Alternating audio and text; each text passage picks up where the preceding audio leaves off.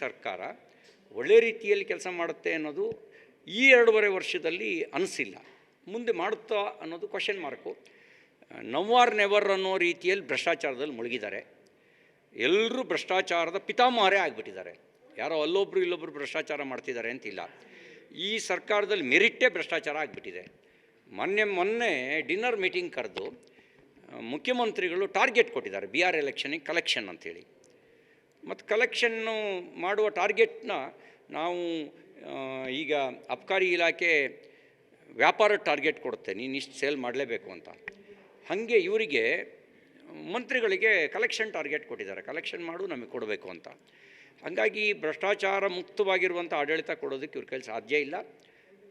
ಅತಿ ಹೆಚ್ಚು ಭ್ರಷ್ಟಾಚಾರ ಮಾಡೋದೇ ಮೆರಿಟ್ಟು ಅನ್ನುವಂಥ ಮನಸ್ಥಿತಿಗೆ ಕಾಂಗ್ರೆಸ್ಸಿಗರು ಬಂದುಬಿಟ್ಟಿದ್ದಾರೆ. ನನಗಿರೋ ಪ್ರಕಾರ 300+ crore 300-350 ಕೋಟಿ ರೂಪಾಯಿ ರಾಜ್ಯದಿಂದ ಕಲೆಕ್ಷನ್ ಮಾಡಿ ಕೊಡಬೇಕಂತೆ.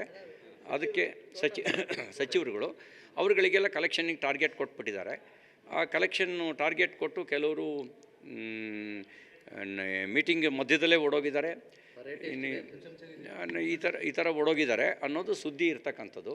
ಮತ್ತು ಹಿಂದೆ ನೀವು ಒಬ್ಬರು ವಿಧಾನ ಪರಿಷತ್ ಸದಸ್ಯರು ಡೈರಿಯಲ್ಲಿ ಕಲೆಕ್ಷನ್ ಎಲ್ಲಿಗೆ ರೀಚ್ ಆಗಿತ್ತು ಅನ್ನೋದೆಲ್ಲ ಬರೆದಿದ್ರು, ಒಂದು ದಾಖಲಾಗಿತ್ತು. ಈ ಸರ್ಕಾರ ಬಂದ ಆರಂಭದಲ್ಲೇ ಒಬ್ಬ ತಮಿಳ್ನಾಡಿನವನು, ಇನ್ನೊಂದಿಬ್ಬರು ಇಂಜಿನಿಯರು, ಅವರ 3 ಜನರ ಮನೆ ರೈಡ್ ಆದಾಗ 120 ಕೋಟಿ ರೂಪಾಯಿ ಕ್ಯಾಶ್ ಸಿಕ್ತು. ಆ 120 ಕೋಟಿ ರೂಪಾಯಿ ಎಲ್ಲಿಂದ ಬಂದಿತ್ತು, ಎಲ್ಲಿಗೆ ಹೋಗಬೇಕು ಅನ್ನೋದು ಕೂಡ ಅದರಲ್ಲಿ ನೋಟ್ ಆಗಿತ್ತು. ಹಾಗಾಗಿ ಕಲೆಕ್ಷನ್ ಪ್ರವೀಣರು ರಾಜ್ಯವನ್ನು ಹಾಳು ಮಾಡ್ತಾಯಿದ್ದಾರೆ. ಕಾಂಗ್ರೆಸ್ಸಿಗರೇ ಕಲೆಕ್ಷನ್ ಪ್ರವೀಣರು.